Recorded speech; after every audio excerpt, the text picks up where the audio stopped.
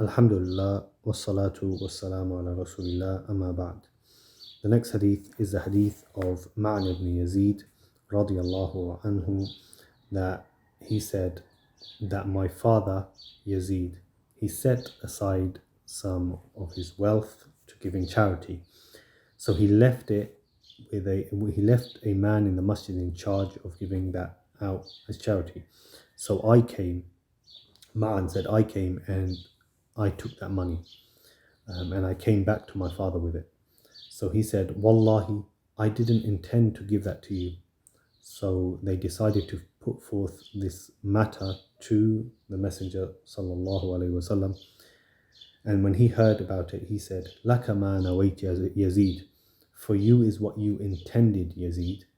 Wa laka ma akhadhta ya Ma'an, and for you is what you took, O Ma'an. This hadith is in Bukhari. So in this hadith, we see the story of Ma'an ibn Yazid and his father. That his father, Yazid, he took out some of his wealth and he left it with a man in the masjid. He left that man in charge of that money to give it out to the poor people. Now, after this incident, his son Ma'an, he came to the masjid, and he was somebody who was poor, and he took that money, or some of that money, from the man who was in charge of it in the masjid.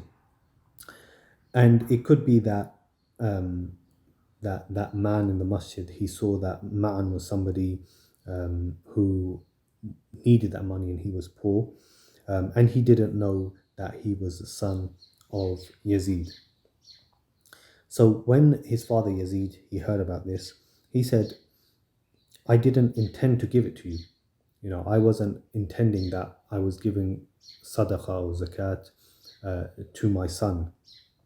So that's why the Prophet ﷺ, he said to Yazid, for you is what you intended. Meaning you didn't intend to give it to him, you intended to give it to the poor people. Even though your son is from those poor people, but you didn't intend to give it to him.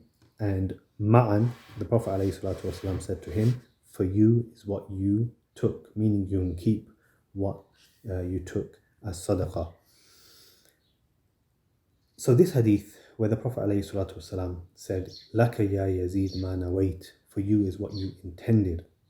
This shows us and proves to us that actions are based on their intentions. And that if a person intends good, then he will get it.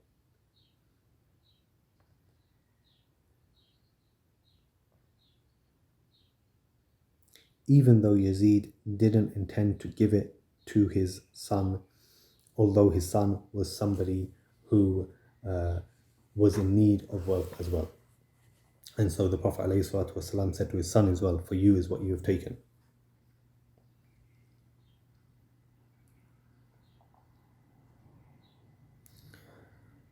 So based on this hadith, actions are based on their intentions, and a person it will be written for him the reward of that which he intended, even though the actual outcome of his intention is different from that.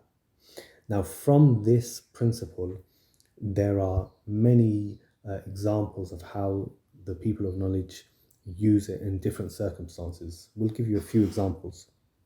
The first one is, for example, if a man, he gives his zakat to a person who he thinks is deserving of zakat. He thinks that he is a person who fits the description of those who are in need of zakat.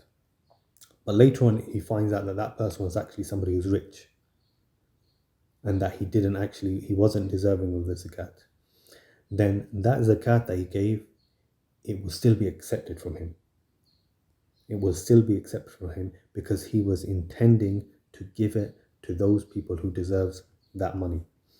Another example is if we had a person who went for Hajj and he didn't know the difference between Umrah and Hajj. This person, he was somebody who was ignorant, didn't learn much before he went, but he went. So he went to do Hajj and he went with a group. So before the Hajj, he wanted to do an Umrah, but he doesn't know the difference between Hajj and Umrah. He's just following the people. So in his intention, he says, Labbaik Allahumma bihajj. And he didn't say Umrah. And then he said with his tongue the intention of Hajj, but he did the actions of Umrah. Then that person, he will get what he intended, meaning his intention in his heart was to do Umrah, okay, even though he said with his tongue Hajj, but he will get that which he intended, and it doesn't harm him or his actions in terms of what he said. Alhamdulillahi Rabbil Alameen.